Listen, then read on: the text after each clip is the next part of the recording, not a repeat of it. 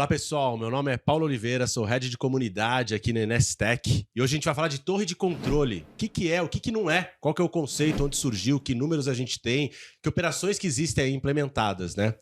Esse aqui é um programa novo da Nestec, NS Tech Talks. A ideia é a gente poder ter discussões mais técnicas e mais práticas sobre os temas mais relevantes que estão impactando a nossa gestão logística. Agora, por que falar de torre no primeiro programa? Logística está cada vez mais complexa. Complexidade de canais, de venda, de portfólio, de modelos de abastecimento, de custeio, de formas de atender. A gente tem uma pressão da concorrência cada vez mais violenta, não só nacional como internacional, então a falha custa muito mais caro e cada vez mais a gente quer otimizar o que a gente tem disponível. O tempo, o espaço, o equipamento, o caminhão, o pneu. Então, quando a gente entra num cenário de complexidade alta, acredito que a gente vai ver que não tem saída que não pensar em torres de controle muito bem estruturadas. A ideia hoje é discutir um pouco disso aqui.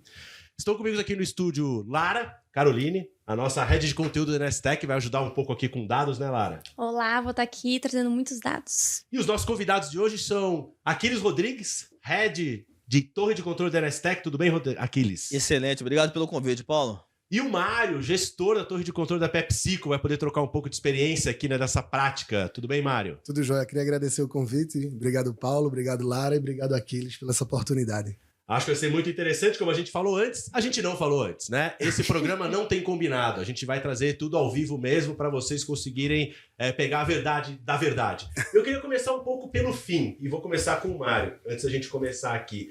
Que é uma pergunta, eu acho que vem na cabeça de todo mundo, né? Já está implementada a torre de controle da PepsiCo? Já está implementada assim. Desde 2018, a gente começou a criação da torre de controle da PepsiCo. Então, hoje ela está no estágio já bem avançada, já chegando já no ecossistema logístico, tá, pela Gartner. Então, sim, consideramos sim que temos uma das melhores torres de controle do Brasil. E torre tem um fim, Aquiles, de ser implementado ou ela é um filho que sempre cresce? Boa pergunta. Quando o Mário fala, pô, citou Gartner. Que perigo. A Gartner ela tem um gráfico que ela coloca em uma das suas vértices de tecnologia e coloca na outra vértice o foco. Eu tenho falar de torribilização no mercado. Então, quando você pensa torre de controle, a resposta para você é não, ela não tem um fim. Ela pode chegar no seu estado da arte, mas ela vai tá sempre renovando e melhorando os teus processos. Porque a empresa vive disso. É a meta. Você bateu a meta, aí o seu chefe fala assim, não era isso. Eu preciso de outra meta. Virou o mês zerou, né? É igual venda. O vendedor ele não tem história. No negócio é a mesma dinâmica. Você não tem platô. Você atingiu um estado, você busca uma nova meta. E o papel da torre de controle é apoiar no planejamento. Se eu planejo uma nova meta, eu preciso reestruturar essa torre de controle para que ela apoie todo o negócio para conseguir a nova meta. Então, torre de controle não tem fim. Sempre está revisando o processo, buscando mais tecnologia, mas cabe o que o Mário, para não desdizer o que o Mário disse, cabe que eles já vêm chegando aí no que o mercado chama, a Gartner chama de estado da arte. E ainda mais nos dias de hoje, né? Que a velocidade da inovação está muito rápida. Então, a gente está sempre atrasado na tecnologia. E quando a gente acha que já está evoluído, chegando num nível da arte, a gente vê que tem várias outras tecnologias surgindo que a gente já está atrasado. Então, essa busca constante aí pela inovação é o caminho. Então, eu também concordo aí com aqueles. Eu acho que não tem um fim, mas a gente já tem estruturado novos patamares, né? Vai sim. E, Lara, traz pra gente como que começou essa história de torre de controle. Então, as nossas pesquisas indicam que a primeira torre de controle ela foi implementada no principal aeroporto da região de Londres, na década de 1920, na cidade de Croydon.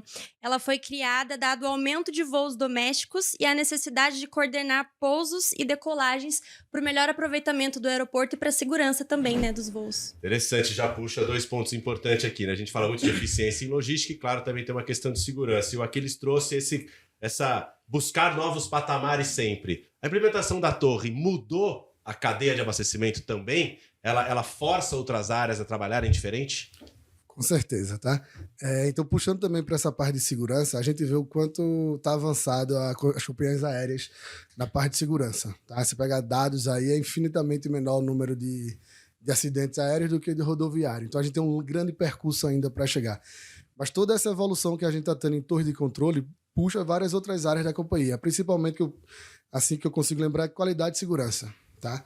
Então, por segurança, hoje a gente já tem câmeras embarcadas nos veículos, acompanhamento em tempo real do motorista, inteligência artificial para saber se o motorista teve fadiga, se ele olhou para um celular, se ele desviou a atenção da rodovia por mais de alguns segundos, se ele está conduzindo com as duas mãos no volante. Então, tudo isso vai trazendo e está conectado com a torre de controle também no lado de segurança. Tá? Interessante. E acho que o Aquiles estava lendo e a gente vai deixar a indicação do artigo do Aquiles que ele escreveu para Mundo Logística no link da bio, que é bem interessante, e falam tanto dessa questão dos estágios da torre, né? E o que não é e o que é torre. E aí o Mário está trazendo essa questão da visibilidade proativa de tomada de decisão, mas você também tem uma questão do que não é torre de controle. Boa. Corroborando com a fala da Lara, né, dando um passo atrás, 2020 completou 100 anos da torre de controle. E é importante dizer, quando a gente fala, a torre de controle nasceu no aeroporto, nasceu na aviação. É importante trazer para a mesa que a aviação é só um modal da logística. Então, quando a gente vê a torre de controle distante, quando a gente pensa em logística, não. É logística. Não existe torre para outra coisa. Existe torre para tempos, movimentos e eficiência. E aí a gente vai, claro, você pode ter no modal aéreo, mais recentemente ganhando força no terrestre, como o Mário sinalizou aqui, ganhando forças em outras dimensões da cadeia de supply chain. Quando eu faço logística, eu quero 3 coisas. Basicamente, eu preciso de 3 coisas. Eu quero que a minha carga não seja roubada. Então eu tenho torre de security, eu quero que a minha carga não sofra nem cause acidente, portanto eu tenho torre de controle de safety, e eu quero que ela chegue no time. E aí eu tenho uma torre de controle de logística propriamente dita, olhando para transporte, considerando tempos e movimentos.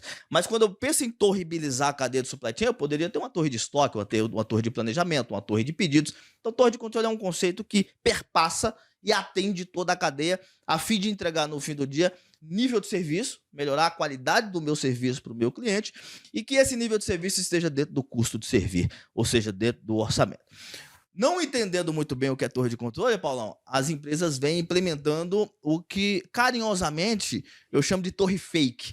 A galera vai lá, coloca um painel, como essa TV aqui, e ali tem alguns dados, muitas vezes esses dados é em D-1, D-2, D-10, não é atualizado de forma online, mensal, não é atualizado de forma online, e a galera diz, eu tenho uma torre de controle. E para ter uma torre de controle, ela precisa estar alicerçada em boa tecnologia, processos bem padronizados e pessoas preparadas. Se eu tenho uma pseudo-torre, uma área, um call center, ou uma estrutura que não está alicerçada, não é online, não é um time, como deveria ser na aviação, como a Lara citou, onde nasceu a torre de controle, ela tem que olhar para ontem, ela está fazendo autópsia. Está vendo causa-mortes. Torre de controle não vê causa-mortes.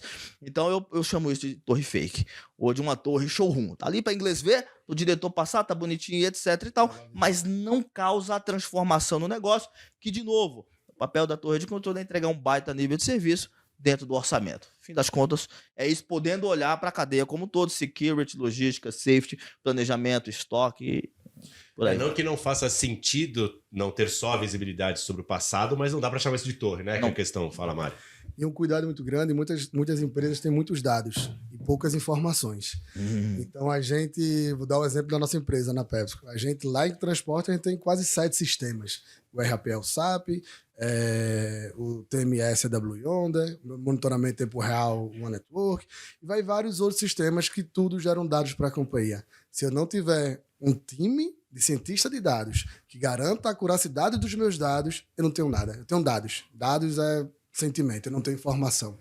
Então a importância é muito grande. Ter dados em tempo real, melhor ainda. Que vai fazer o quê? Qual é a grande importância da torre de controle? A tomada de decisão de forma imediata. Ali no momento que acontece, eu já tenho informação. E agora a gente está caminhando para quê? Para a inteligência artificial dizer que decisão a gente vai ter que tomar ou não a partir daqui. Então é um caminho aí sem volta. É o último estágio. Até tem um segundo artigo que também vai estar citado lá, que fala dos 4 níveis. O primeiro é esse, que é a torre fake, como a Aquiles bem colocou. E o último é quando você entra numa rodada de construção mais autônoma, onde as pessoas que trabalham, os analistas, os gerentes, estão muito mais olhando as questões mais estratégicas, porque o básico está muito bem resolvido. Essa provocação do Mário é interessante. A maioria das empresas, elas acreditam que ter dados à disposição vai resolver o problema dela, que no fim é nível de serviço e custo de servir. Dados é importante. Inclusive tem uma frase bombástica no mercado aí que todo mundo repete, que os dados são o novo petróleo. Eu sempre digo, cautela. Cautela, porque a riqueza não está no petróleo, mas está no refino desse petróleo quando ele se transforma em combustíveis que pode ser usado. Os dados é a mesma coisa. Os dados, a informação pela informação, ela é burra. Informação é burra. Eu preciso refinar, eu preciso minerar. Eu preciso ter um cientista de dados que transforme esses dados em informação inteligente. E daí, quando eu refino isso, é necessário, fácil e necessário que a gestão também tenha um bom senso, porque quando eu vou implementar uma torre de controle, eu pergunto pro meu cliente assim, o que é que você quer ver? E aí o cara me pede 127 KPIs. Aí eu sento com ele e falo, não, você só precisa de 10. São 10 KPIs fundamentais que vai ajudar você a chegar no teu objetivo. E desses 10, eu vou aplicar o princípio de Pareto. Se você olhar esses 2, você vai ter 80% do resultado que você espera. Então, é claro que esses 10 KPIs no primeiro momento, ele não é eterno, ele é para aquele momento de maturidade da operação, ou seja, quando você entra numa operação que não tem uma torre, você não tem nem mato alto, você tem eucalipto. Aí você derruba o eucalipto, aí depois você derruba o mato alto, aí exige-se que haja um novo refinamento, uma nova diretriz, aí você escolhe outros KPIs, ou mais, ou menos, enfim, mas, enfim, os dados não são exatamente o novo petróleo. A riqueza está na mineração e no melhor uso dessa, bem o que o Mário sinalizou. Para a tomada de decisão, né? Tem um detalhe aqui, Paulo, que o pior de não ter dados é ter dados incorretos. Isso é incrível. Então, assim, eu tenho muitos dados. Cara, então, assim, é muito importante você ter essa mineração que o Aquiles falou. Porque se você não estiver tomando decisão em cima de dados incorretos, é pior do que estar tomando decisão sem ter dados na mão. Tá? E tem algumas armadilhas também interessantes que foram colocadas. Parte está no artigo do Aquiles, parte também tem outro artigo, que é uma, dados incorretos, que é um super potencial tiro no pé. Outra é falta de procedimentos e hierarquia de tomada de decisão, que pode deixar também você numa situação muito ruim de tomar decisão não baseada no de fato sem que ser baseado. E outra, falta de integração entre as diversas áreas. E aí vem uma segunda questão, talvez começar pelo Aquiles, a gente olha muito torre de controle e olha muito a logística, né? Você falou da área de planejamento, de transporte, a questão de armazenar, você pode fazer para estoque, para gestão. E como que isso impacta a relação com as outras áreas da empresa quando a gente pensa área comercial, área de editoria, porque você tem uma questão de governança, documentação, procedimento, área de finanças, porque você teoricamente tem uma visibilidade melhor. Como que é essa relação da torre para as outras áreas, né? Para as áreas mais corporativas? Essa é uma pergunta interessantíssima, Paulo. Quando implementa-se uma torre de controle, você não está implementando uma ferramenta para atender uma área. Você está implementando uma ferramenta, um conceito para atender o negócio. Se você implementa uma torre de controle, primeira regra, eu provoco as pessoas sempre quando a gente vai discutir isso, para que você quer uma torre de controle? Parece bobo. Uma vez que eu já disse que é para melhorar nível de serviço e custo de servir. Mas tem empresas que começam com uma torre focada em performance, a outra só em governança, a outra em visibilidade. Então, a torre de controle, se você for defini-la, ela é um hub de informação, ou uma central de inteligência, ou uma central de integração logística, que provê dados em tempo real para ajudar na tomada de decisão. Tomada de decisão de quem? Do negócio.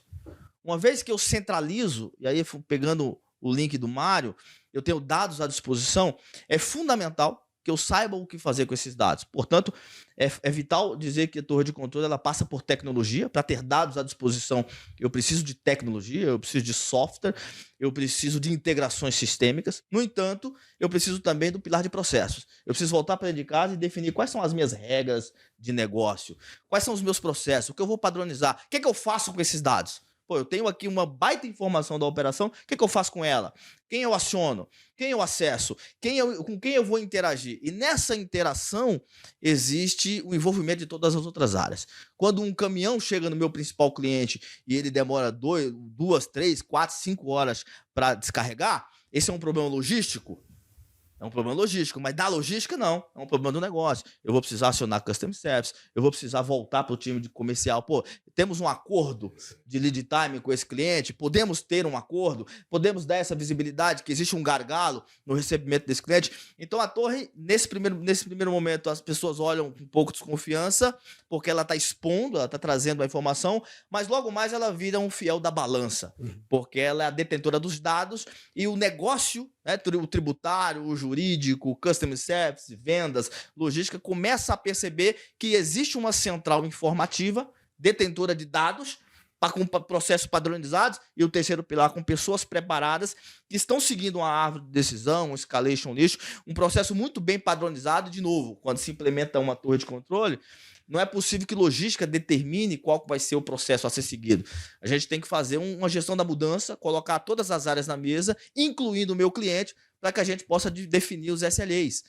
Qual o tempo, qual a regra do negócio, eu espero quanto tempo, quando meu tempo extrapola, eu aciono quem, enfim. Quando você faz toda essa negociação, isso é padronizar processo, isso é garantir que as regras de negócio aconteçam, você vai perceber que daqui a pouco todo mundo está apaixonado pela torre de controle, porque colocou luz na operação, e não é para culpar ninguém, mas para resolver o problema operacional. É um hub interessante, que não é um hub da logística, mas do negócio. E você sentiu mudança na sua gente? Da logística sempre tem uma relação muito energética com a área comercial, normalmente. Como foi isso? Então, assim, a gente, da torre de controle, a gente tem nossos grandes stakeholders internos de supply chain, ali o time de planejamento, o time de warehouse, próprios times internos de transporte, como o meu time de frota primária, que a gente também tem uma transportadora dentro da Pepsi.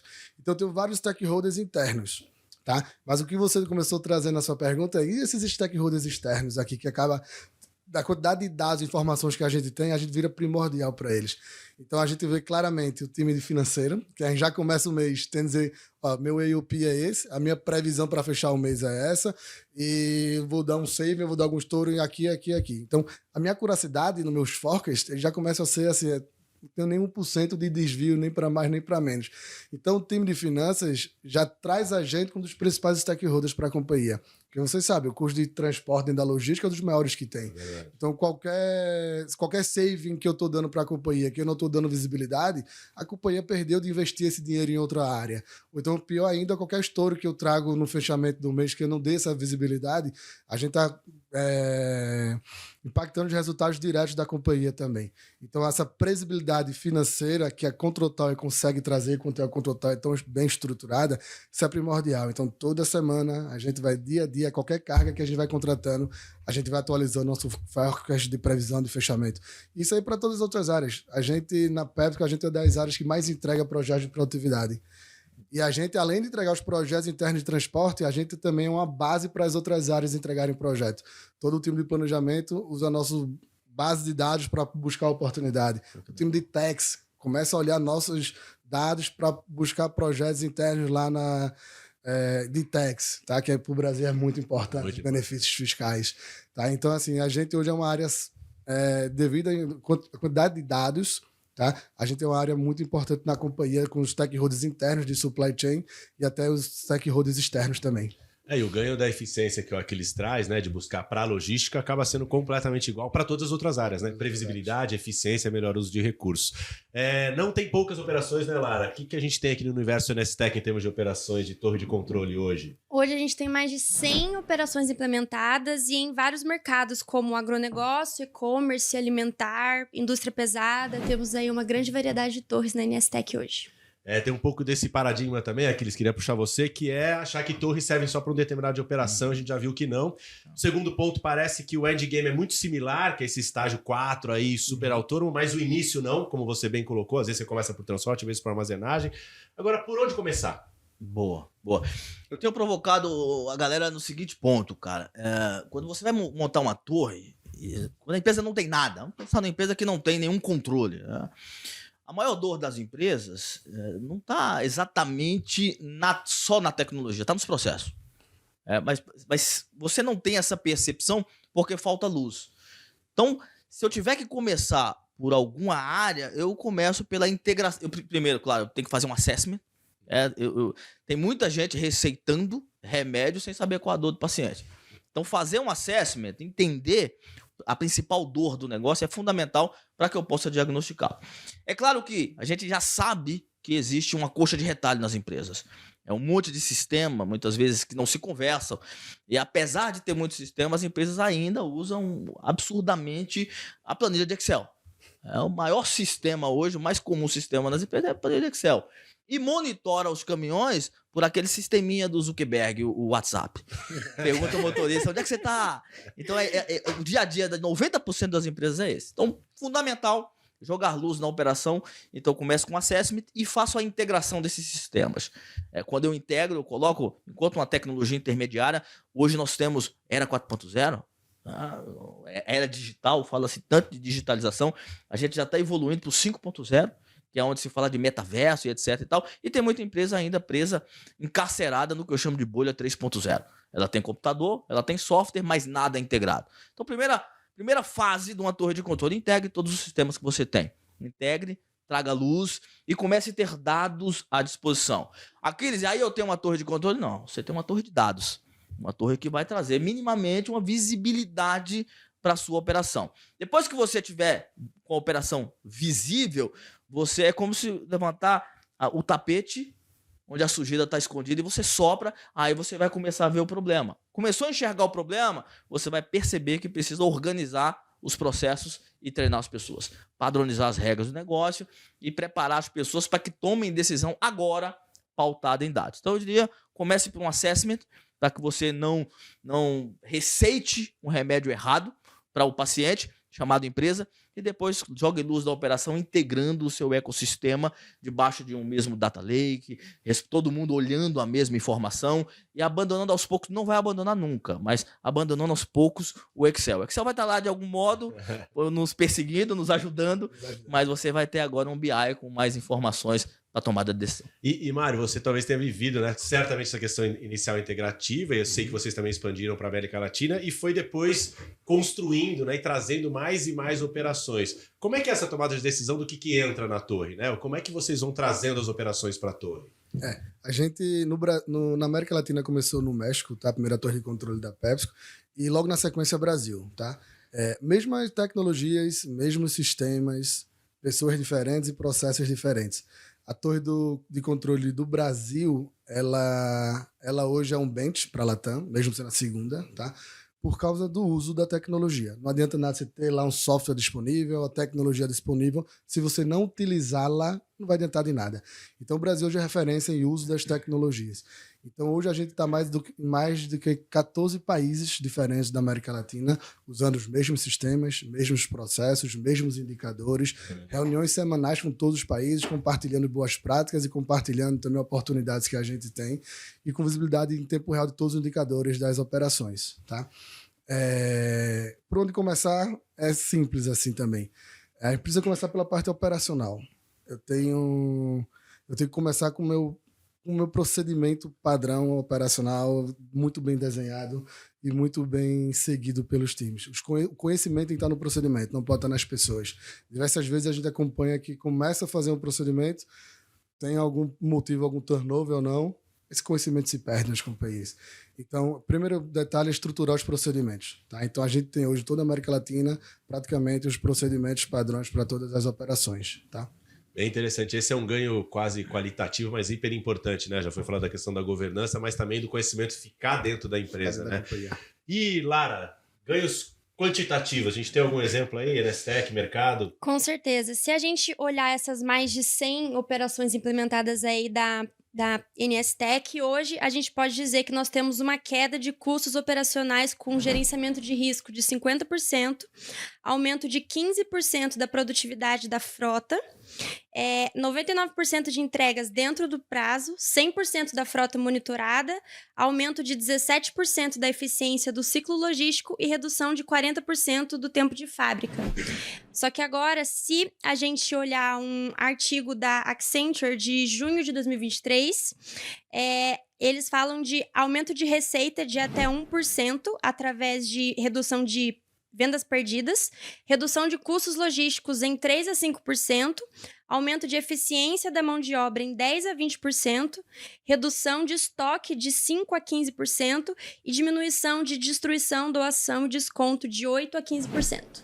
É interessante que os ganhos têm bem financeiros diretos, né, operacionais, mas muito qualitativos como eficiência de equipe, busca de dados, entendimento de novas receitas, né, que é bastante interessante.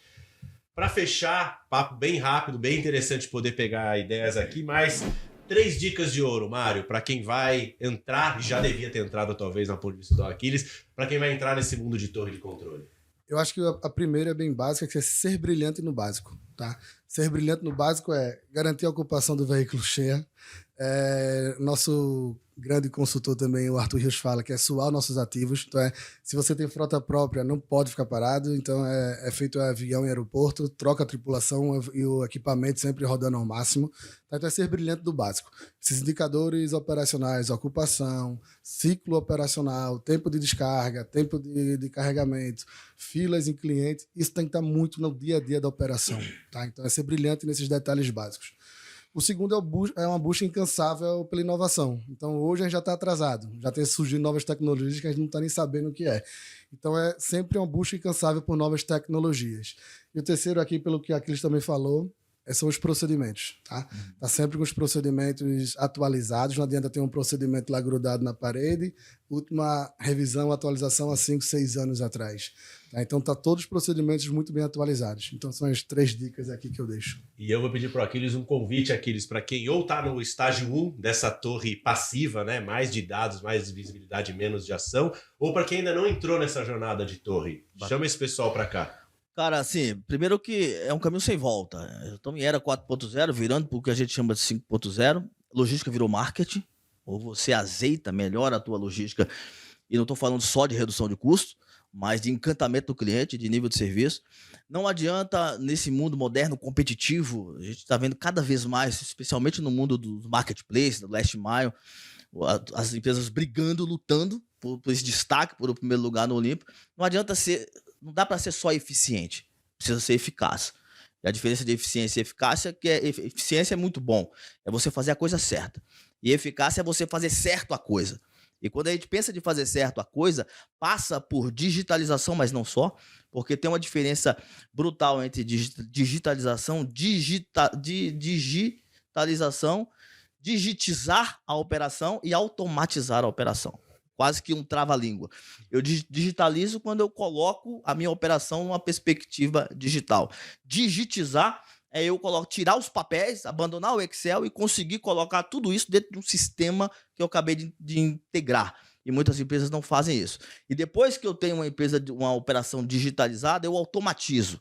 E automatizar é garantir que os processos, como o Mário bem sinalizou aqui, eles estejam de forma automática, de forma que esteja no sangue da galera, que as pessoas pensem menos ou tenha que perder tempo com aquilo que é mais processual, braçal, e as pessoas tenham tempo para fazer o que gente faz. Que gente deve fazer análise, deve fazer relacionamento, deve conversar com o cliente. Então esse é o papel de uma torre de controle. Ajudar o time a ter a operação mais eficazes e não só eficiente. Muito legal. Queria agradecer aqui a participação do Mário, a participação do Aquiles, nossos convidados do primeiro NS Tech Talks. A Lara, com os dados, muito obrigado. E todos que assistiram a gente, se conecte. Esse programa vai trazer sempre temas muito novos, muito importantes para a logística de uma forma muito prática e direta, sem fake news, sendo realista com o que a gente quer ser. Obrigado.